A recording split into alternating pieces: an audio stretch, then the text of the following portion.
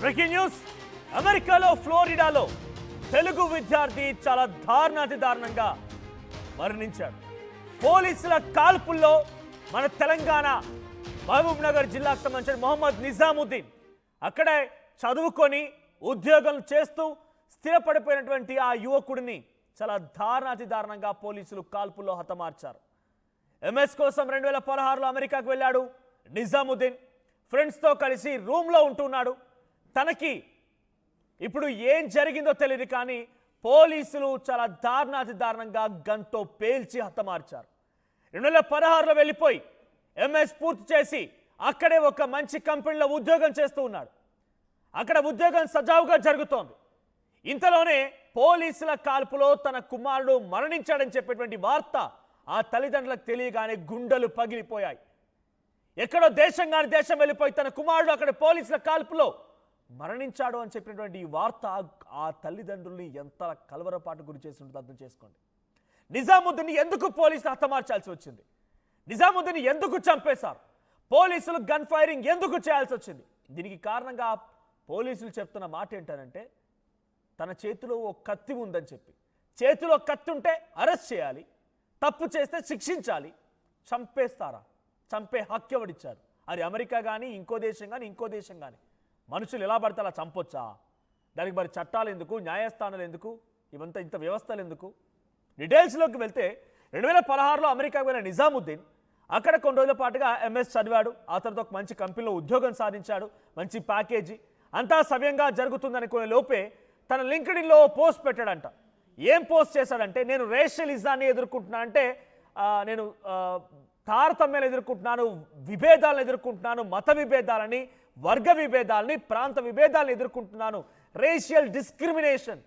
నేనేమో భారతీయుడిని, తెలుగువాడిని, నేను తెలుగు రాష్ట్రాలకు సంబంధించిన వాడిని, భారతీయుని, నేను బై కమ్యూనిటీ, నేను ఒక ముస్లింని, నేను మతపరంగా విద్వేషాలు ఎదుర్కొంటున్నాను, ఇక్కడ నేను ప్రాంతపరంగా విద్వేషాలు ఎదుర్కొంటున్నాను, నల్ల జాతీయుడు అనే రకంగా కూడా విద్వేషాలు ఎదుర్కొంటూ ఉన్నారు, నా పట్ల చాలా దురుసుగా ప్రవర్తిస్తున్నారు, ఇక్కడ వైట్ మ్యాన్స్, ఈ తెల్లవాళ్ళు నా పట్ల దురుసుగా ప్రవర్తిస్తూ ఉన్నారు, నేను ఇటువంటి విభేదాలు ఎదుర్కొంటున్నాను అని చెప్పి కొంత ఆవేదన భరితంగా ఆగ్రహపూరితమైనటువంటి ఒక వాయిస్ రేజ్ చేస్తూ లింక్డ్ఇన్లో పోస్ట్ చేశారట. ఇక్కడితో ఆగలేదు, తనపైన ఇంకా కుట్రలు పడడం మొదలుపెట్టారు. ఏకంగా తను తినేటువంటి ఆహారంలో కూడా పాయిజన్ సైతం కలిపారట. My food was poisoned. ఇది కూడా లింక్డ్ఇన్లో పోస్ట్ చేశారు ఆయన. నా ఆహారాన్ని కూడా పాయిజన్ చేశారు అని చెప్పి నిజాముద్దీన్ లింక్డ్ఇన్లో పోస్ట్ చేశారు. ఏం జరిగిందో ఏం కాదేమో తెలియదు, కానీ కొండల పాటుగా ఆ రకంగానే ఆయన సాగుతూ వెళ్తుండగా తనని ఉద్యోగంలో నుంచి టర్మినేట్ చేశారట. తన ఉద్యోగం నుంచి టర్మినేట్ చేశారు. మరి తర్వాత ఏం జరిగిందో తెలియదు, ఏ ఉద్యోగంలో చేరాడు, ఏ ఉద్యోగం చేస్తున్నాడో కూడా తెలియదు. బట్ యాజ్ ఆఫ్ నౌ ఇప్పుడు పోలీసుల కాల్పులకు గల ప్రధాన కారణం ఏంటి అని చెప్పి అక్కడ పోలీసులు చెప్తున్న మాటలు ఏంటి అని అంటే, ఆ రోజు నిజాముద్దీన్ సెప్టెంబర్ 3న తనతో పాటుగా రూమ్లో ఉంటున్నటువంటి మరో స్నేహితుడిని గొడవకు దిగి నిజాముద్దీన్ తన చేతిలో కత్తిని తీసుకొని ఆ తోటి స్నేహితుడి పైన, తన రూమ్మేట్ పైన గాయపరుస్తూ కొట్టడం మొదలుపెట్టాడట. రక్తం నేల చిందించాడట, కత్తితో పొడవడం మొదలుపెట్టాడట. వెంటనే టోల్ ఫ్రీ నెంబర్కి కాల్ చేశారు, పోలీసులకు సమాచారం ఇచ్చారు రూమ్మేట్. సో వెంటనే పోలీసు అక్కడికి చేరుకునేసరికల్లా నిజాముద్దీన్ చేతిలో కత్తి ఉంది, తన ఒంటిపై రక్తం ఉంది, తన స్నేహితుడు కూడా నెత్తురోడుతూ ఉన్నాడు. సో దీంతో నిజాముద్దీన్ని స్పాట్లోనే గన్తో పేల్చాడు ఓ పోలీస్ అధికారి. ఏ తప్పైనా చేయనివ్వండి, అక్కడ ఏదైనా జరగనివ్వండి, రెడ్ హ్యాండెడ్గా పట్టుకోవాల్సింది పోయి చంపే హక్కెవడిచ్చాడు పోలీసులకైతేనేమి? అమెరికాలో తప్పు చేసిన ప్రతి ఒక్కరిని చంపేస్తామనంటే ఇప్పటివరకు ఎంతమంది చనిపోవాలి? గన్ కల్చర్తో భయభ్రాంత గురి చేసే విధంగా కాలిఫోర్నియా, ఫ్లోరిడా, టెక్సాస్ నగరాల్లో ఎన్ని మారణ హోమాలు జరిగిన అక్కడ ఎంతమందిని చంపేశారు? అంటే తెలుగు జాతీయుడు, భారతీయుడు అంటే ఇంత అక్కసా, లేకపోతే ఏం జరిగిందో తెలియదు, కానీ పోలీసులు డైరెక్ట్గా పేల్చేస్తారట, గన్తో కాల్చారట. సో వెంటనే అటు విక్టిమ్ ఎవరైతే కింద గాయాల పాలైపోయి నిజాముద్దీన్ చేతుల కత్తితో గాయపడినటువంటి ఆ వ్యక్తిని ఆసుపత్రికి తరలించారు. నిజాముద్దీన్ని కూడా గన్తో పేల్చిన తర్వాత, బుల్లెట్తో గాయమైన తర్వాత ఆయన కూడా ఆసుపత్రికి తరలించారట. చికిత్స తీసుకుంటూ నిజాముద్దీన్ ఆసుపత్రిలో మరణించాడు.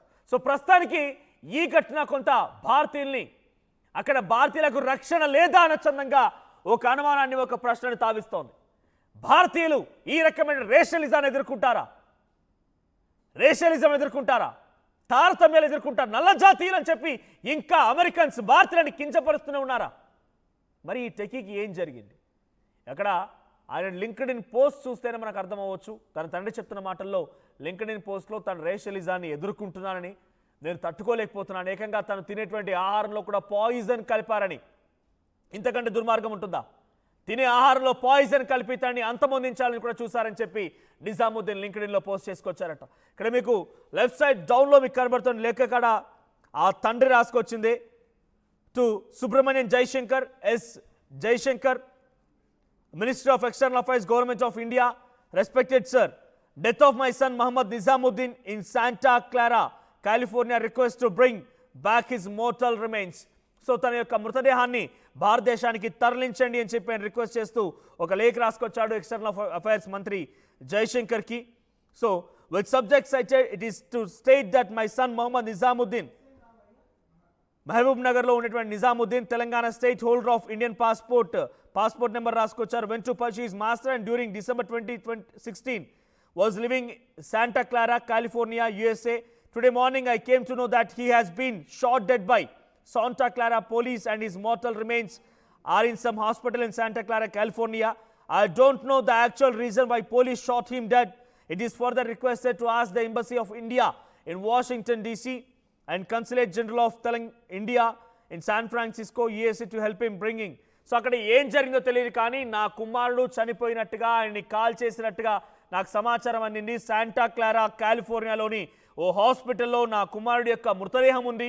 ఆ మృతదేహాన్ని ఎలాగైనా సరే భారతదేశానికి, మహబూబ్ నగర్కి రప్పించండి అని చెప్పి ఒక రిక్వెస్ట్ లెటర్ని మినిస్టర్ ఆఫ్ ఎక్స్టర్నల్ అఫైర్స్కి ఆ తండ్రి రాసుకొచ్చాడు, మహమ్మద్ హసనుద్దీన్. సో మహమ్మద్ హసనుద్దీన్ రాసిన లేఖ మీకు ఆర్టీవీ స్క్రీన్పై కనిపిస్తోంది. మీకు కనిపించే ఫోటోలో రైట్ సైడ్లో కనిపించే వ్యక్తి ఆయనే మహమ్మద్ నిజాముద్దీన్. ఉన్నత చదువుల కోసం కాయ కష్టం చేసి తండ్రి ఆస్తులు కూడబెట్టి అటు విదేశాలకు పంపించి చదివించి ఉద్యోగంలో స్థిరపడినటువంటి మన భారతీయుడికి అక్కడ అనేక రకాలుగా ఇబ్బందులు ఇక్కట్లు ఎదుర్కొన్నాడట. ఏదేమైతేనేం చివరి ఆఖరిన అరెస్ట్ చేసి శిక్షించాల్సింది పోయి, తప్పు చేస్తే అరెస్ట్ చేయండి, శిక్షించండి, కానీ చంపే అధికారం ఎవరిచ్చారు? భారతీయులకి అమెరికాలో రక్షణ లేకుండా పోయిందా? ఈ రూపంలో ఈ రకంగా చాలా దారుణంగా మనం చూసాం. ఒక హోటల్ నిర్వహిస్తున్న డల్లాస్ నగరంలో ఒక హోటల్ నిర్వహిస్తున్నటువంటి చంద్రమౌళి అనేటువంటి యజమానిని అక్కడ స్థానికుడైనటువంటి ఒక దుర్మార్గుడు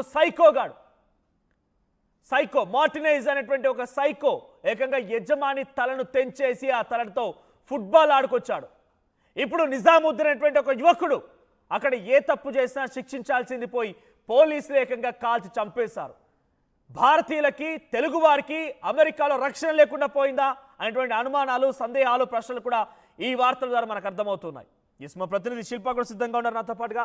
శిల్ప, సో నిజాముద్దీన్ తల్లిదండ్రులు ఏం చెప్తున్నారు? నిజాముద్దీన్ తన పోస్ట్ ఇవన్నీ కూడా ఇంత ఆవేదన భరితంగా, ఆగ్రహంతో కూడిన పోస్టులు చేసినప్పుడు కూడా తల్లిదండ్రులు తిరిగి వెనక్కి వచ్చాయి, మరి అక్కడ ఇన్ని ఇబ్బందులు పడుతున్నామని ఎప్పుడు అనలేదా?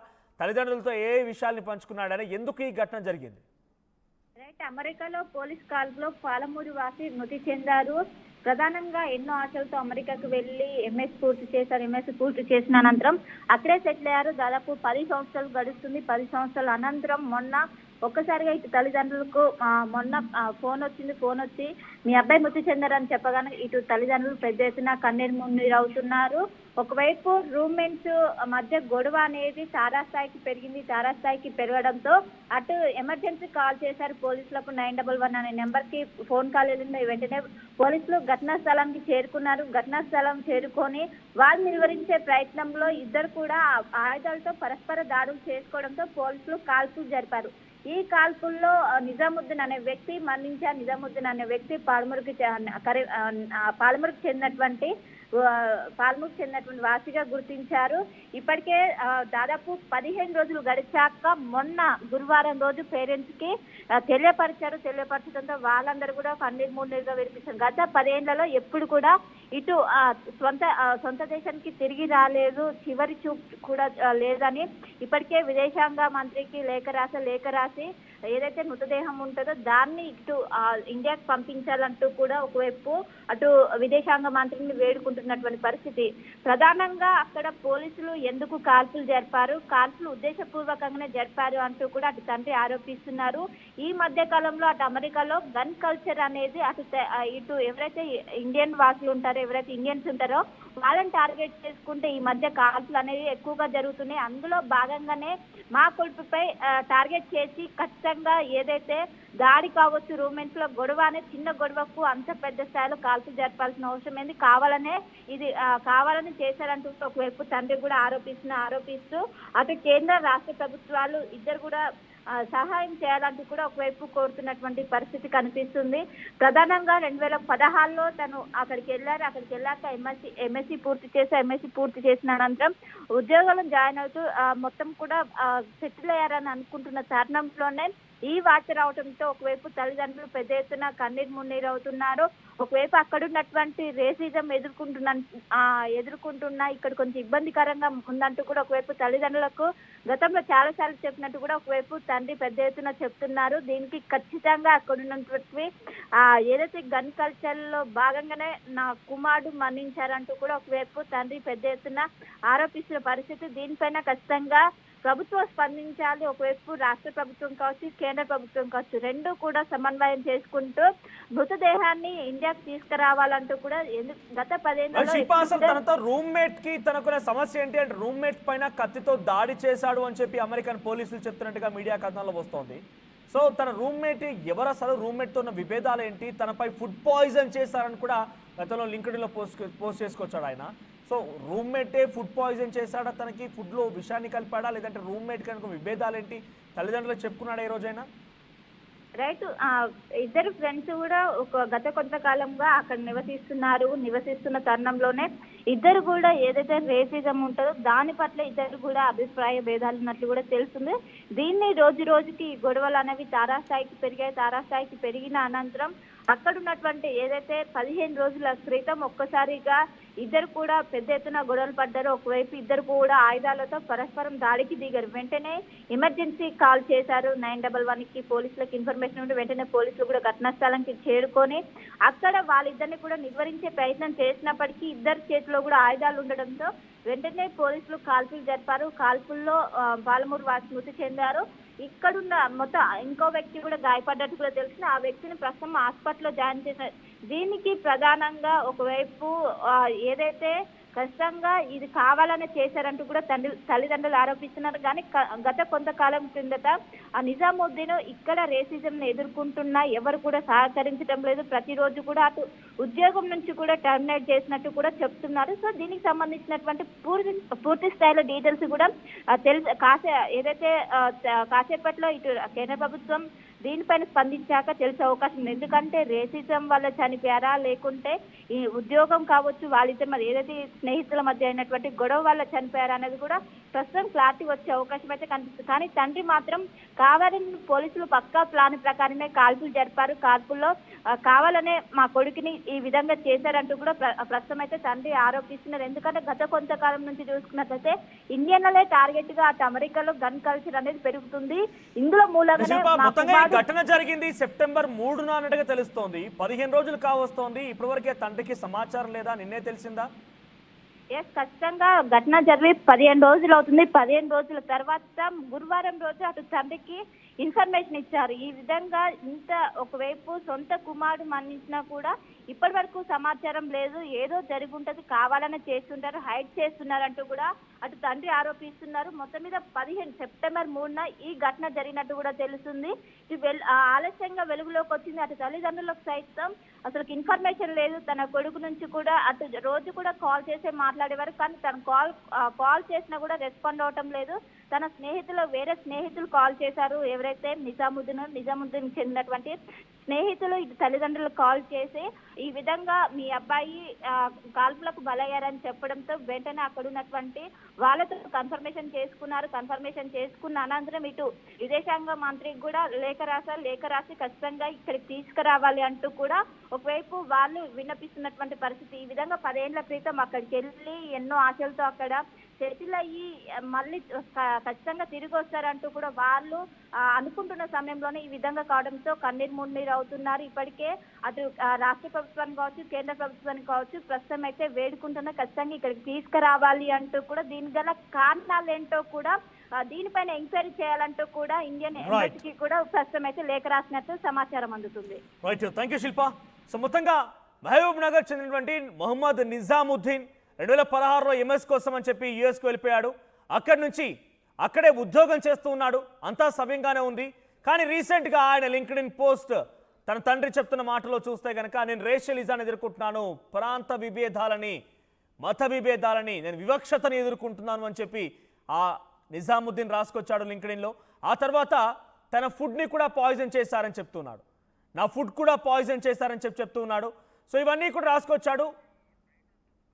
సో తర్వాత అటు నిజాముద్దీన్కి సంబంధించినటువంటి విషయంలో కొంత కంపెనీ కూడా తను టర్మినేట్ చేసింది. ఆ కంపెనీలో లేడు, తర్వాత మరి ఎటువంటి ఉద్యోగం సాధించాడు, ఎలా ముందుకు వెళ్ళాడో తెలియదు.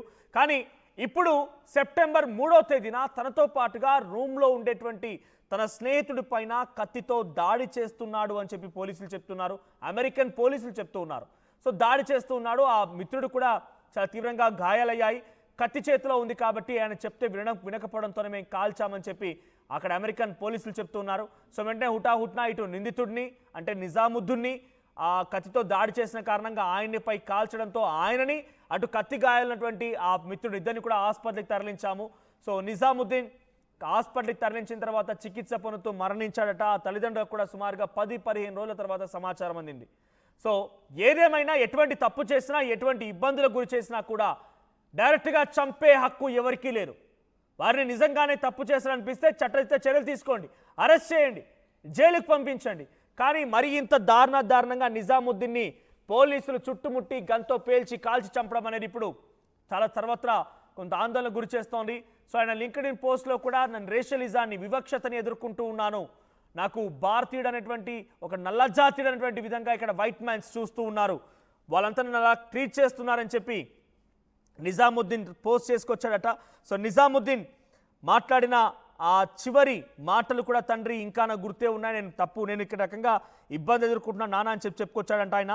సో రాంగ్ఫుల్ టర్మినేషన్, తనని తప్పుడుగా ఉద్యోగుల నుంచి తొలగించడం పైన కూడా ట్వీట్ చేశారు. ఒకసారి లింక్డ్ఇన్లో ఏం పోస్ట్ చేశారో చూస్తే, I have been a victim of racial hatred, racial discrimination, racial harassment, torture, wage fraud, wrongful termination and obstruction of justice.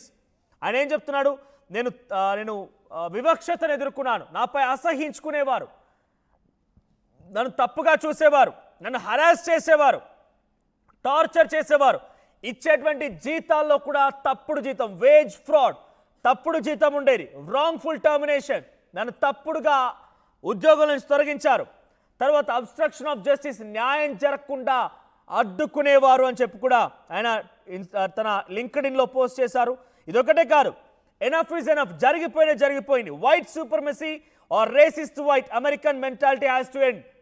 ఈ జరిగిపోయింది, ఇకపైనైనా వైట్ సూపర్మసీ, తెల్ల జాతీయులు మీ యొక్క అమెరికన్ మెంటాలిటీని, రేసిజం మెంటాలిటీని ఇకనైనా స్వస్తి పలకండి అని చెప్పి ఆయన లింక్డ్ఇన్లో పోస్ట్ చేశారట.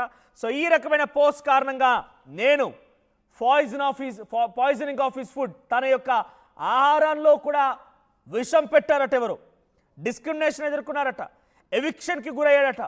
సో ఇలా కంటిన్యూస్గా ఆయన ఎదుర్కొన్న ఇబ్బందులని కూడా లింక్డ్ఇన్లో పోస్ట్ చేసుకొచ్చారు. ఆ తర్వాత ఏం జరిగిందో తెలియదు, కానీ సెప్టెంబర్ 3వ తేదీన తన తోటి రూమ్మేట్ పైన నిజాముద్దీన్ దాడి చేస్తున్నటువంటి సిచ్యువేషన్తో కొంతమంది పోలీసు అధికారులకు సమాచారం ఇస్తే పోలీసు అక్కడికి చేరుకొని నిజాముద్దీన్ పైన కాల్పులతో నిజాముద్దీన్ని అంతమొందించారట. సో ఏ తప్పు జరిగినా, ఎటువంటి తప్పు జరిగినా కూడా తెలియక జరిగినా నిజాముద్దీన్ డైరెక్ట్గా కాల్చి చంపేయడం అనేది పోలీసులు చేస్తున్న అతిపెద్ద తప్పు. దీనిపైన ఓపెన్ ఇన్వెస్టిగేషన్ చేయాలని చెప్పి ఇండియన్ ఎంబసీ కూడా కోరినట్టు తెలుస్తోంది. సో ప్రస్తుతానికి యుఎస్లో కూడా ఓపెన్ ఇన్వెస్టిగేషన్ జరుగుతోంది. సో ఒకసారి ఈ ఘటన పైన పోలీసులు మాట్లాడుకొచ్చారు, వారు ఏం మాట్లాడారో చూద్దాం. On Wednesday morning at approximately 6:18 a.m., officers responded to a 911 call from a residence on the 1800 block of Eisenhower Drive involving a disturbance between two roommates. As officers were responding to the location, they received information that the situation had escalated. and the suspect was now stabbing the victim. The first arriving officer ran to the front door and identified themselves. The officer could hear a loud commotion inside and decisively made a crisis entry into the residence by kicking open the locked front door. The officer quickly followed the sounds toward the hallway where the attack was taking place. The officer saw 4 people in the hallway, including the suspect who was straddling the victim, effectively pinning the victim to the ground. I'll direct your attention to the still image from the involved officer's body-worn camera. You see the suspect is positioned on top of the victim and the victim's on the bottom. You will notice one roommate at the back end of the hallway. And off the screen, we know that the reporting party was standing in this room with the open door to the left. The officer attempted to de-escalate the situation with verbal commands, but the suspect ignored the commands and raised their arm holding the knife to a striking position above the victim. When the officer saw the suspect's hand holding the knife come down towards the victim, the officer shot 4 times, striking the suspect with all 4 of the shots. This is another still image from the body camera after the shooting, and you'll notice the knife visible in the hallway. The 2 other occupants were safe during the incident and were directed outside to safety with the victim, while the officer, who was still the only officer on scene, stayed with the suspect waiting for backup. Upon their arrival, officers provided medical aid until EMS arrived. The suspect was transported to a local hospital where they were pronounced deceased at 7:22 a.m. The victim was transported to another local hospital where they were treated for multiple stab wounds to the hands, chest, lung, and abdomen before being released. The victim expressed gratitude for the quick and decisive actions by law enforcement, as they were in fear for their life. Fortunately, no officers were injured during the incident. Based on witness statements, the suspect used 2 knives during the assault. The first knife broke away at the handle. The suspect then retrieved a second knife in order to continue the assault. One officer discharged their firearm during the incident. The officer, Robert Alsop, has been an officer approximately 12 years as a police officer. He is trained in crisis intervention, and Officer Alsop's body-worn camera was activated throughout the entire incident, including at the time of the shooting.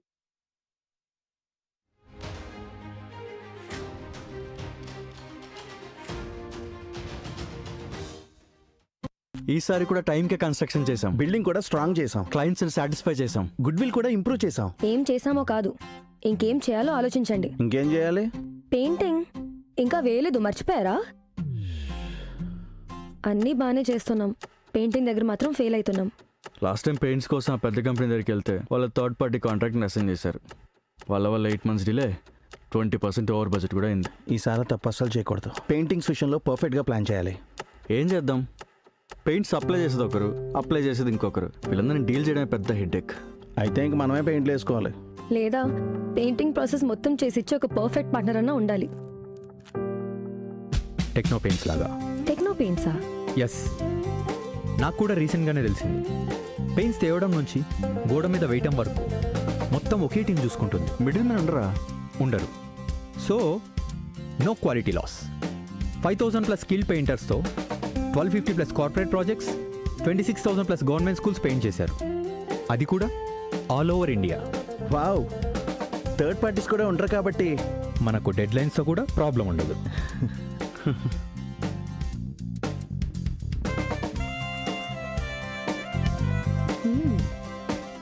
Perfect.